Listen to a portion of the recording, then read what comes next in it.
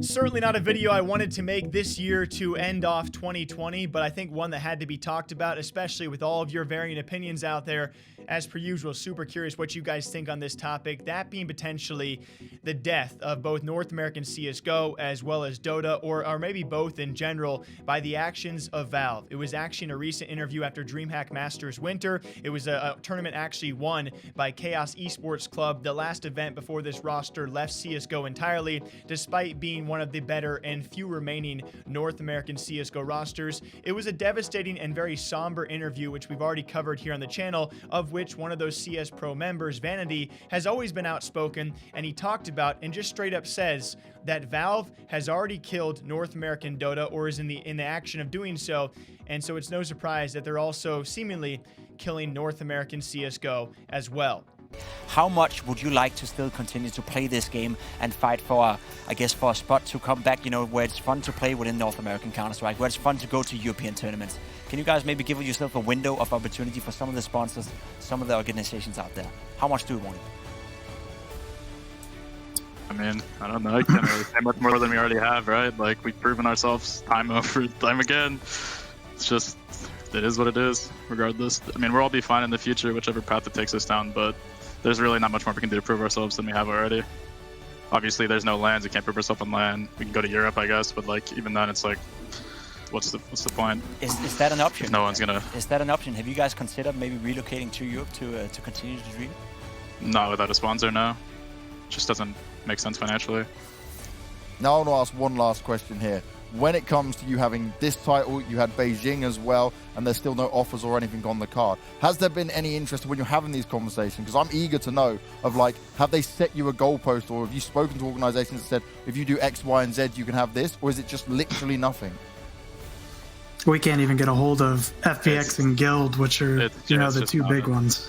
Like, it's just, there's nothing, honestly. Like, just completely honest, there's absolutely no interest in Counter-Strike at the moment. Kind of makes sense, right? But it's just, it is what it is. Valorant is definitely the bigger market due to Riot and their communication and the way that they do things. I mean, people just don't have faith in Valve compared to Riot. There's going to be ways for orgs and stuff to monetize themselves in Riot, and Valve really doesn't give that option to anyone. And they probably never will, considering they've also killed NA Dota, so I mean, there's really no expectations. And it's just, it's a really tough thing for me, because if you guys know my background, I come from the Counter-Strike scene. It's luckily enough a scene I did news for a short period of time, which gave me the opportunity here. And so whenever I talk about Counter-Strike, I don't play near as much as I used to, but I always will love to actually watch and look over these teams, which I do cover here on the channel quite frequently.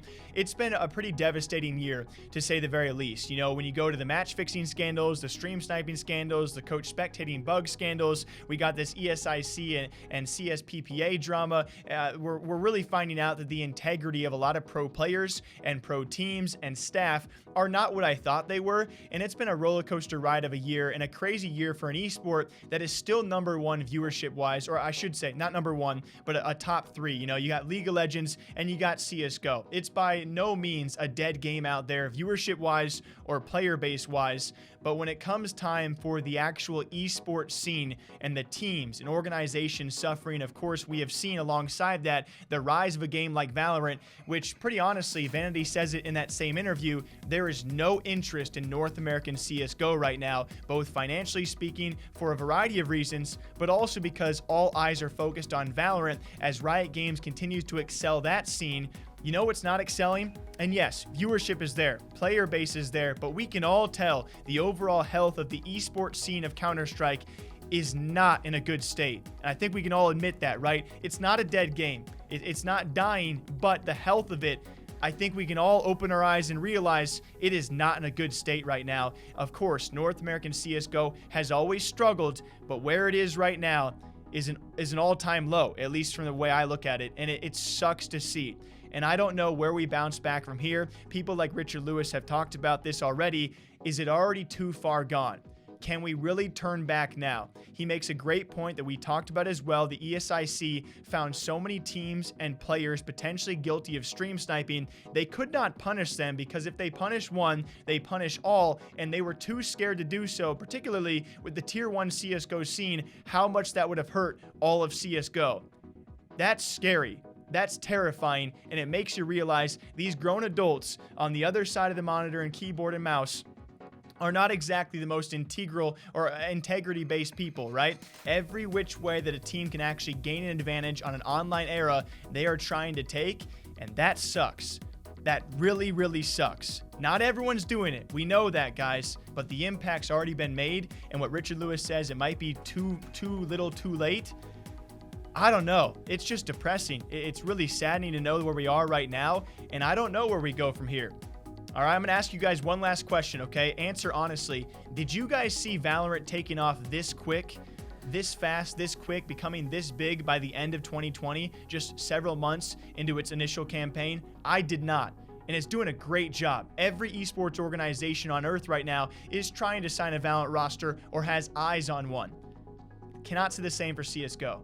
And so it's really worrying. It's really concerning. I can't speak much for the Dota side of things. I apologize, guys. I know their middle tier is really riddled with a lot of issues, just like CSGO, and match fixing is an entirely different subject I can't even delve into right now. But where Valve Esports are right now is incomparable to where Riot Games is. And that is just a scary, scary thought, especially with where we came from. And I know a few of you guys still watch me from the old days. It's like, how did we get here, boys and gals? I don't know. It's crazy.